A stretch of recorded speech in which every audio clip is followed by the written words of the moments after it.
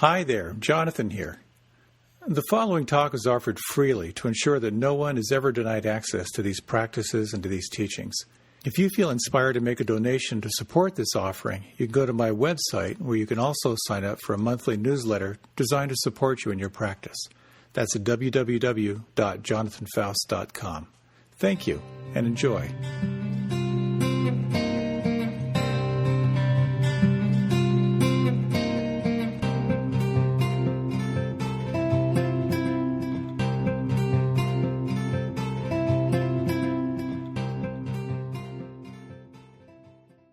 So before I headed down for class, my wife, Tara, asked me, she said, well, what's your talk? And I said, well, it's on humility.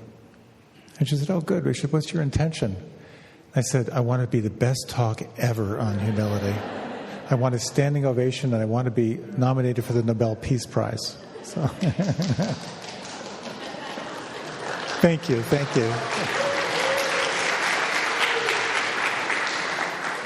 It's like the guy said, I used to be really arrogant, but now I think I'm the most humble person ever.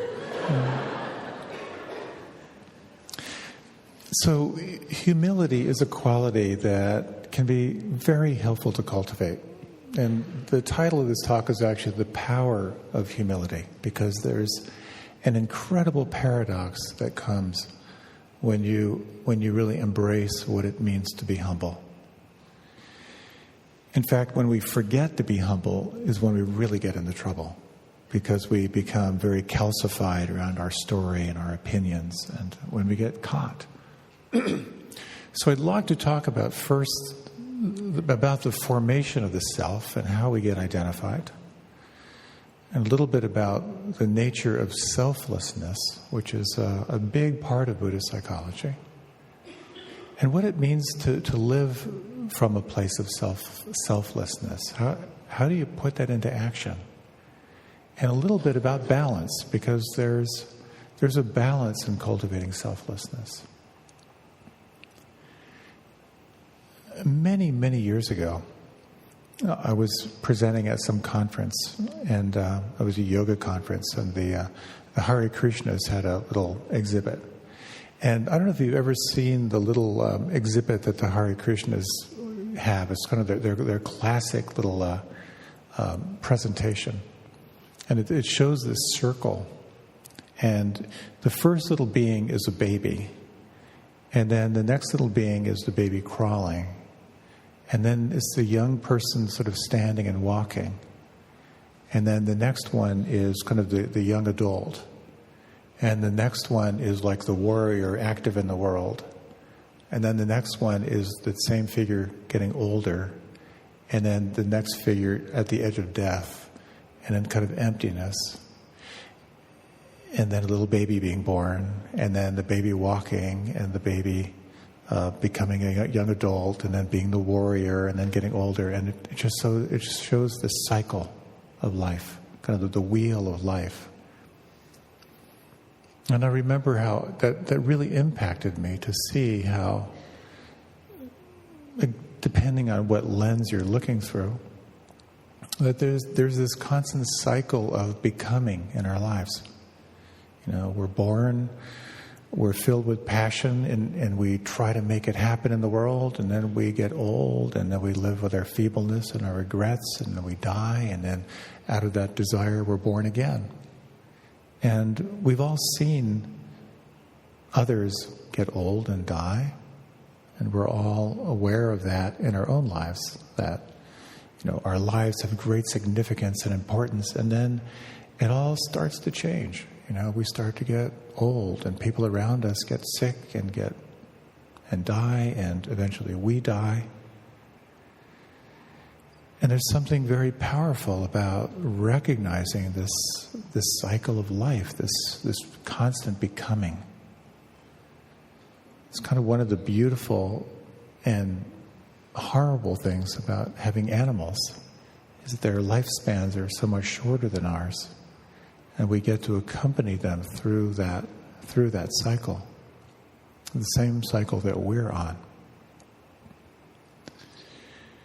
I've always been really touched by something that really comes from yoga philosophy. And that's about the kleshas, which are the kind of the ways that we become identified in this life. And the first thing that happens is that we have a misconception of reality. And that misconception of reality is that we believe that we are a separate being. And, it's when you're with a little baby who's just beginning to realize they have a name, it's kind of a cool thing. But I remember being with my brother, and he said, "Oh, look, Hannah's beginning to remember her name. And she's beginning to recognize her name." And I thought, don't do it. This is the beginning of the end. It's the formation of your ego. But what happens is we suddenly have a name, and we've got a little story, and then we start gathering evidence that demonstrates that we're a separate being. And then as we go through life, we develop our attractions, we develop our aversions, the stuff we love, the stuff we hate, and the passion we bring into our life for the stuff we love, and the passion we bring to the stuff we hate. And as we get more and more further along, depending how identified we are with our life, with our egoic structure, it leads to the final klesha, which is the fear of death. Because there is this recognition that the more you're identified with the story of you, the more you will fear death. If you've ever had the gift of being with someone going through the dying process, you see the stories fall away. As painful as that can be, and sometimes as joyous as it can be, there can be kind of an innocence as we age and the stories all fall away. Most of the time we fight it tooth and nail. But the practice of meditation or any transformational practice has often been described as dying while alive. Because when you sit with the intention to observe your life without judgment, guess what? You get to see all of your attractions and all of your aversions. And you get to really examine them through that lens of non-judging awareness. And if you can begin to recognize the truth of impermanence, how everything is constantly changing, and the truth of suffering, that whatever you hold on to is going to lead to stress and suffering, whatever you can let go of will guide you toward freedom. And the more you can begin to see into the nature of self, that there are qualities of you that are impermanent, that are going to change. And the possibility of a quality of your consciousness that is unchanging, you begin to see more clearly into the nature of reality. So in this wheel of life, which is set forward through desire, through wanting, the way we get off that wheel is by noticing where we're caught, reflecting on the nature of impermanence, and reflecting on the true nature of who you are. And just like that model of the Hare Krishnas, unless you wake up, you're caught in that cycle of identifying as a separate self that goes through cycles and cycles of desire and release, of the endless cycle of suffering.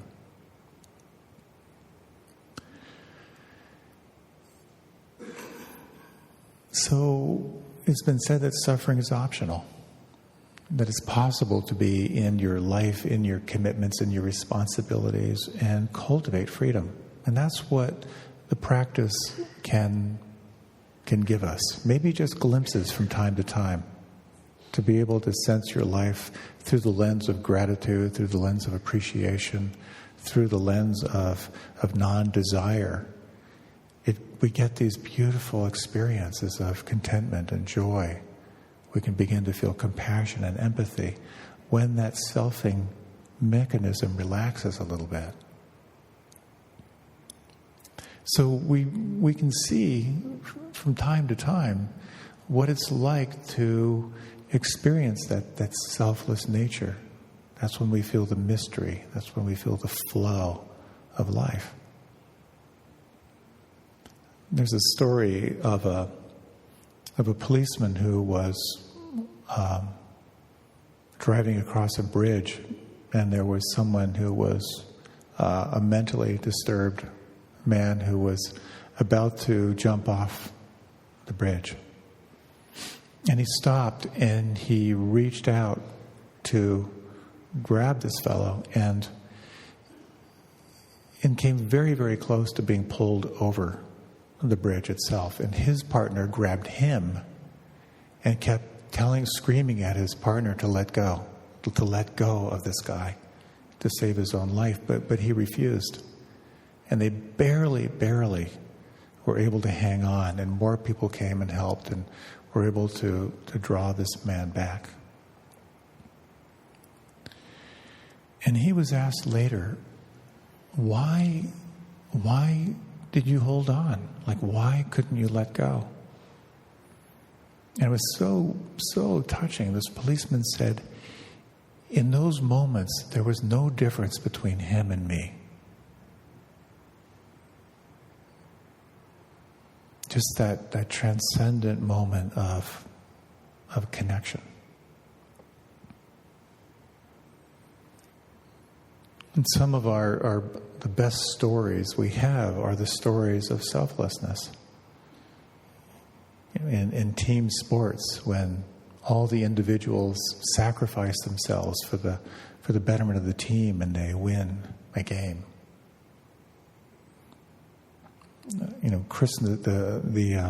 A Christmas Carol is all about Scrooge, who went from a very tight self to experiencing selflessness, and along with selflessness, this spontaneous arising of compassion and joy and equanimity.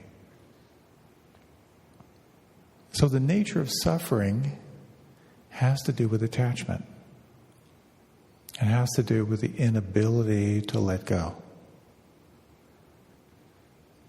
And the nature of liberation has to do with non-attachment.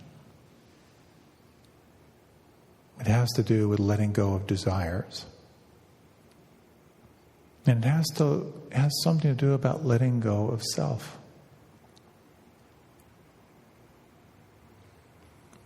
It's a wonderful reflection to think about the times in your life when someone did something for you completely out of kindness. They were totally on for your happiness and wanted to support you in some way. It's like the policeman on the bridge, just sacrificing himself. Each one of us, to whatever degree, have experienced that, some form of selfless charity. And that makes all the difference. My grandfather was born in southern Illinois. His father had come from Germany and was a mercenary in the Civil War and died of his war wounds. And so my grandfather was born with 8 children, on a little farm, speaking only English. I'm speaking only German. And they were so poor that his mother basically sold him to a farmer where he lived in the barn and looked over the cows. It's just an amazing story. He went from there to put himself through college and got a degree in engineering and became a very successful person. I barely knew him. I only very, very vague memories, but he was able to save enough money for his grandchildren to go to school. So I was able to have my education paid for through his charity. And I just keep remembering that kind of selfless act on his part, which has inspired me to put money into accounts for my nieces and nephews to support them. So when we're bound up in a self, it's all about self-protection. When we experience that selflessness, we feel connection with others. When I lived in the ashram with a celibacy vow and a poverty vow, we used to always joke, no relationship problems. No car problems. And my friend Anam Tugden often says, no self, no problem. So then the question becomes, how do you be in the world and cultivate this quality of selflessness? This is going to be a pretty harsh, competitive world.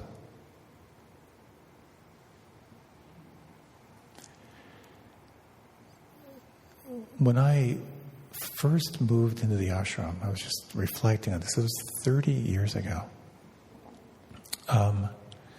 It was a celibate community and very, very discipline focused. And when I first moved in, I had a very peculiar experience, and I was kind of being hit on by some of the people in the ashram and some of the guests. And I was doing some teaching, and I was meeting with an older woman in the ashram. I'm sure she's long gone. I was telling her about this. There was kind of all this energy was coming at me. I wasn't sure what to do. And then she got really intense. And she just stared at me. And she said, I'm going to tell you straight because you need to hear this. I was like, okay. And she said, whenever anyone is giving you positive energy, whenever you sense they're attracted to you, they're not attracted to you. They're attracted to the light coming through you. It was a very powerful thing. And she said, so when someone is really coming at you, what you need to do is say, you must be really feeling my love of these practices. You must be feeling my love of the Dharma. And that was a searing moment for me. To make that distinction between me as this great being to the joy and the light coming through me. It was really, really helpful for me. And there's a really interesting paradox in cultivating humility, because the greatest leaders, from what I can tell, just in my hallucinating perspective, are what I think of as the servant leaders. There are the leaders who are serving the group and serving a higher purpose. One of my best friends has been CEO of multiple companies, been on many, many boards, and he was on a board when I was president of a nonprofit. And I was so amazed to watch my friend Michael work a group. He had this way of connecting with people, but also in helping a group go through very, very difficult times, which is kind of what he specializes in, is making the really tough decisions. He has this way of like teasing the group, of throwing outrageous propositions. But he gets away with it because he cares so deeply about the group's larger intention.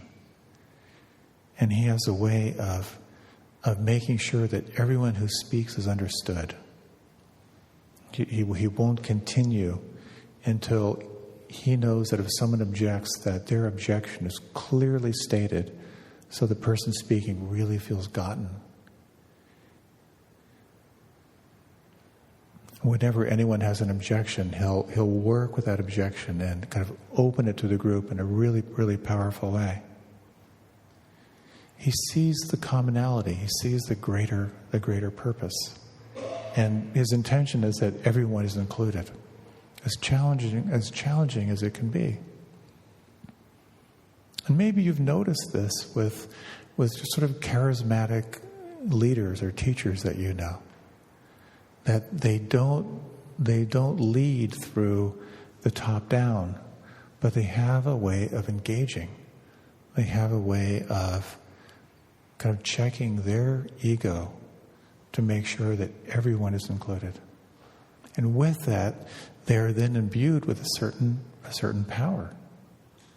There's a kind of a group trust that this guy gets me, so I'm going to give him more credibility. The best leaders are the ones that people relate to, they feel connected to. Alan Wallace describes kind of this Tibetan view of leadership. He says, Tibetans look at a person who holds himself above others, believing he is better than others and knows more, and they say that person is like someone sitting on a mountaintop. It's cold there. It's hard, and nothing will grow. But if the person puts himself in a lower position, then that person is like a fertile field. And that's the paradox of cultivating humility.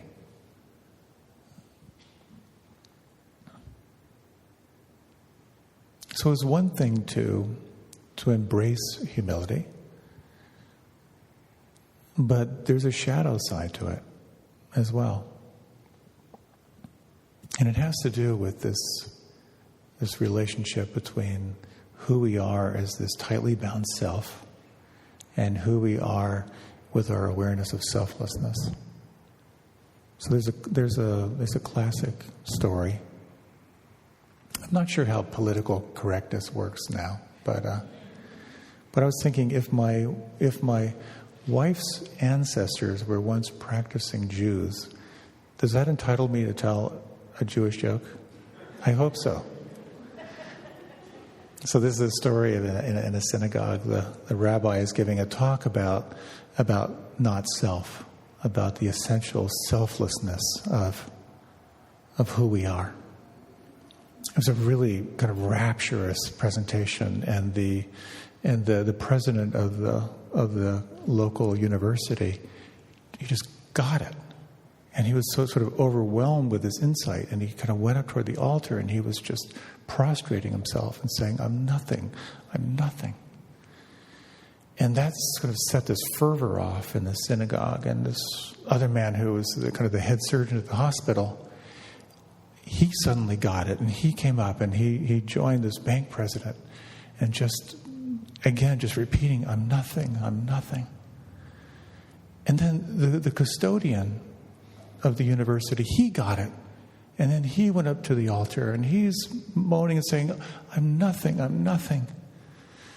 And the university president says to the surgeon, so look who thinks he's nothing.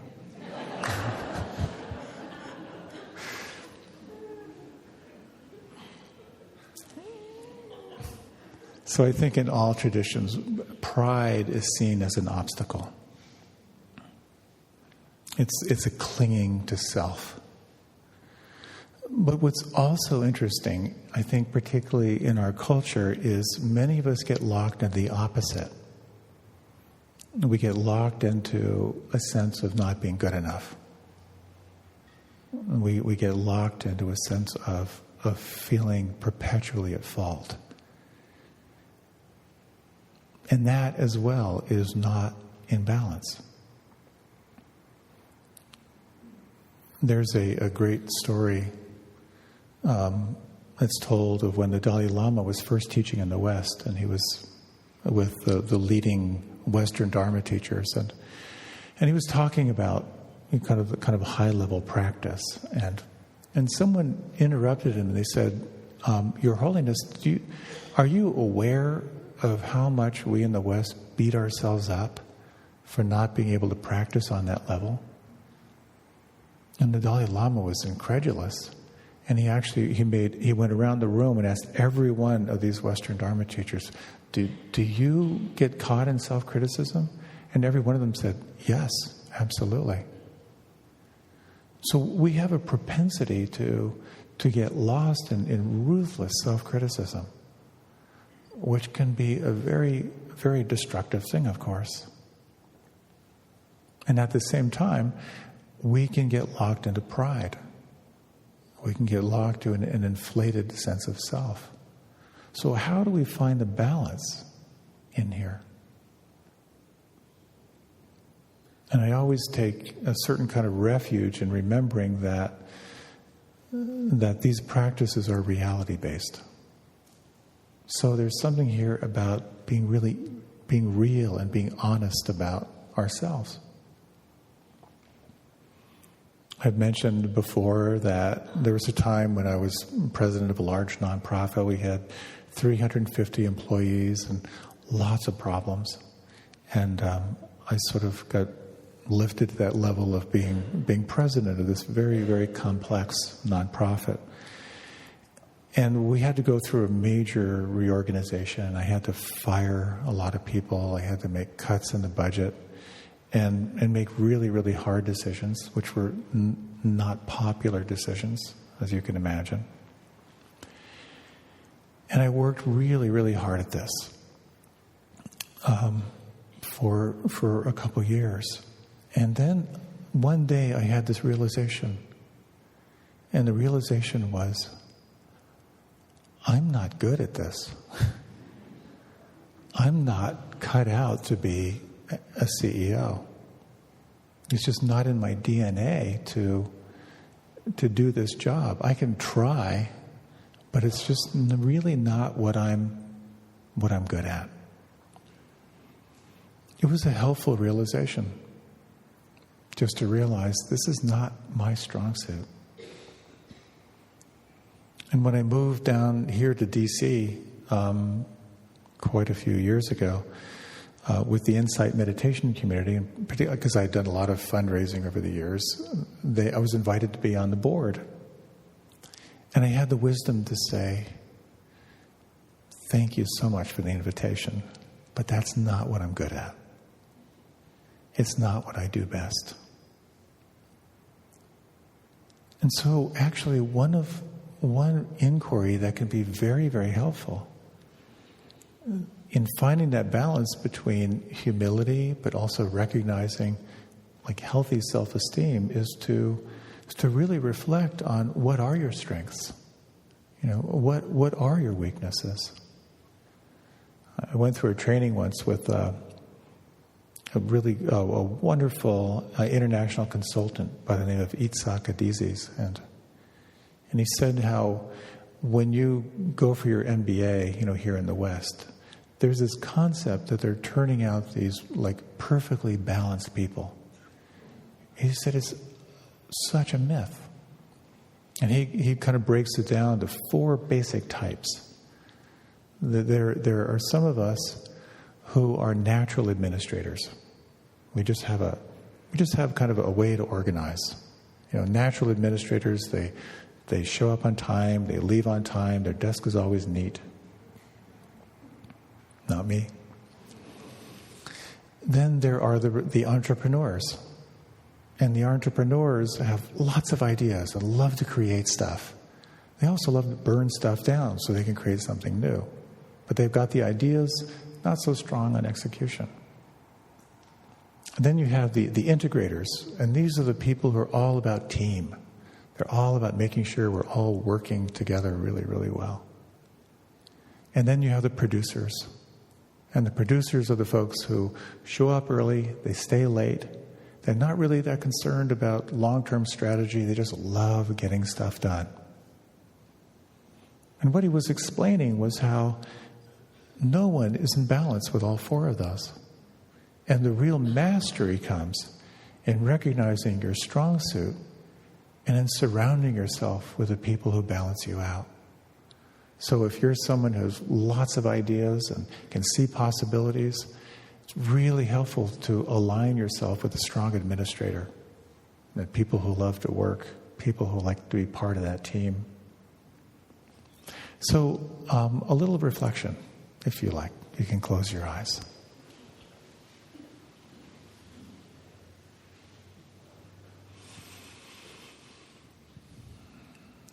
And you might just take these moments to reflect. what are you really good at? What would you say are your gifts? What do you do well?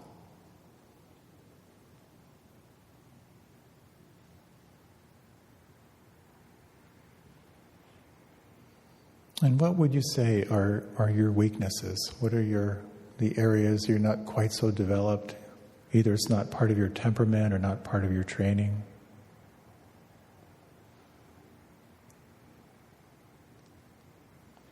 And just reflecting on an honest assessment. What is it you do well? And what are the areas you don't do so well?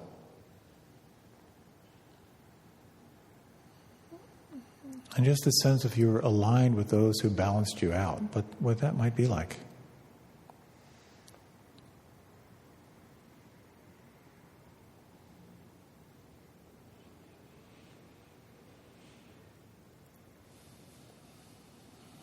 And then if you like, you can deepen your breath. And you can let your eyes open.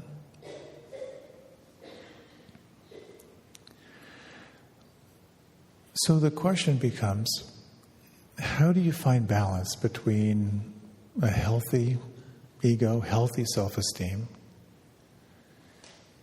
and to find yourself clinging to an inflated sense of who you are?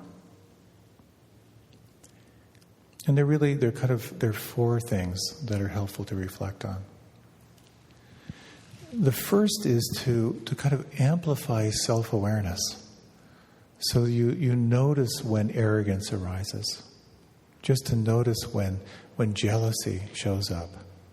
When wanting to show off shows up. And again, just to notice it can be incredibly powerful. The second is really about practice. It's about practicing respect and taking interest in others without trying to impress them. Kind of the genuine sense of showing interest in others. Because again, from the self, from that tightly bound self, everything comes down to dominating or avoiding domination. So showing genuine interest can be quite powerful.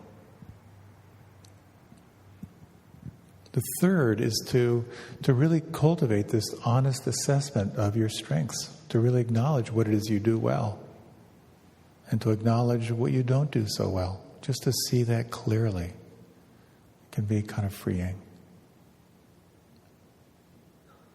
And the fourth is balance, kind of finding that balance of self-deprecation, but also self-kindness.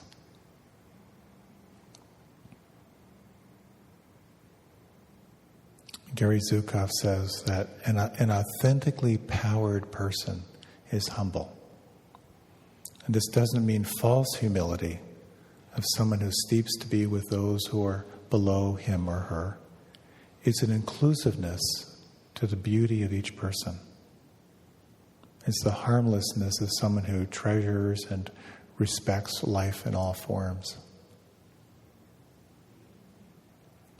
So humility is really an opening to life.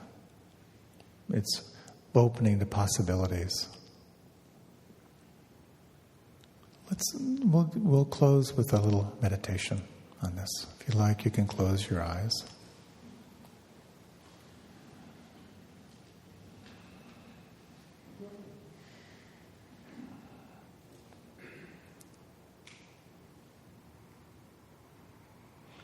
As you feel the breath, it can be helpful to recognize or to reflect on the quality of the self. There is a quality of the self that has to do with your story, with your biography. It's about all the influences on your life, about the hurts and the joys, about how you've been informed by stress and suffering, all your desires.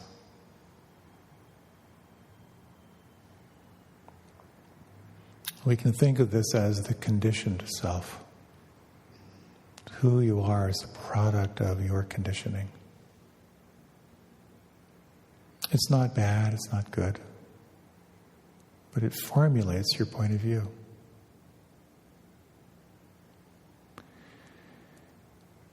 And this points to what we could call the unconditioned self. And we can explore this through what it means to be fully present without desire. And you might explore in these closing minutes, who are you without a past, without a future?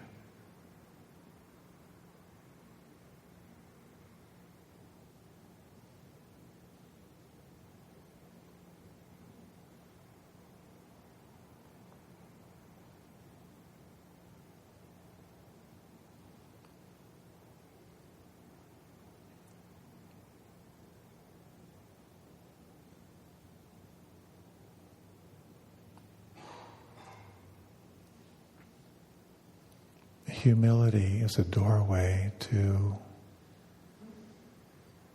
openness, to infinite possibility.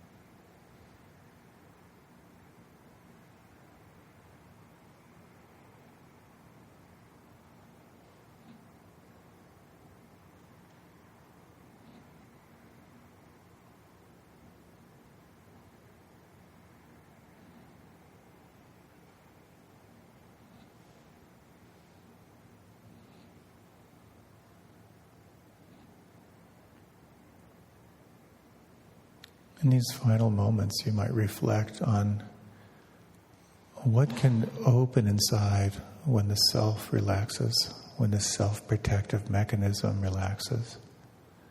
And it points to what are called the states beyond measure. Your capacity for kindness, for joy, for compassion, and for equanimity. And you might bring into mind someone who might be needing some compassion or kindness. And imagine that you could, through this night sky, just offer them your well-wishing, offer them your blessings.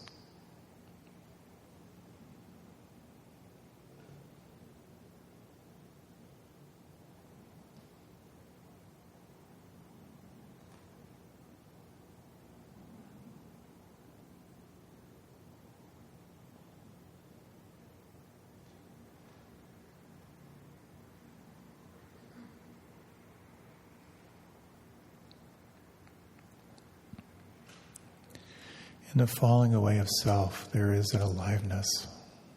And we'll close with these words from Hokusei, which is about the Japanese engraver. Hokusei says, look carefully. He says, pay attention, notice. He says, keep looking, stay curious. He says there is no end to seeing. He says everything is alive. Shells, buildings, people, fish, mountains, trees. Wood is alive. Water is alive. Everything has its own life. Everything lives inside us. He says, live with the world inside you. It matters that you care. It matters that you feel. It matters that you notice. It matters that life lives through you. Look, feel, let life take you by the hand. Let life live through you.